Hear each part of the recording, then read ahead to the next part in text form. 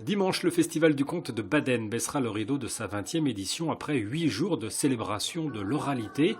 Cette année, sur les 10 communes du Golfe investies, ce ne sont pas moins de 60 événements tournant autour du conte qui ont été proposés, ici en salle, là dans un jardin privé ou bien encore dans des cafés.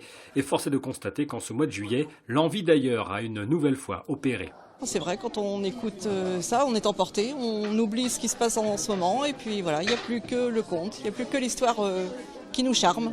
Le fait de pouvoir s'évader en dehors de toute la vie quotidienne en fait, c'est quelque chose d'impalpable et puis qui nous évade facilement. Avec ses conteurs logés chez l'habitant, sa convivialité entretenue et son ouverture sur la francophonie, le festival aura reçu quelques 200 conteurs professionnels venus de 28 pays au cours de ces 2 décennies. Des conteurs invités cet été à s'exprimer en matinée. C'est une première pour moi aussi, là. C'est bien parce que le cerveau est alerte encore, là. Le petit déjeuner vient de rentrer. Les gens sont réveillés, sont à l'écoute. Porté par des bénévoles depuis 20 ans, le festival morbihanais est toutefois à un tournant de son histoire et doit se trouver un second souffle. Sur l'année, c'est très chronophage. Il y a des moments, c'est presque un mi-temps de travail, quoi. Donc il faut trouver peut-être une autre formule.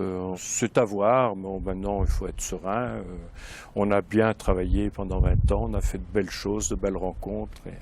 Et c'est ça qui est important. Nouvelle équipe, nouvelle structure juridique, nouveau format. Le Festival du Conte de Baden se pose des questions et devra, d'ici l'an prochain, trouver ses réponses avant une 21e édition. Ce qui est survenu après, c'est pas dit dans l'histoire.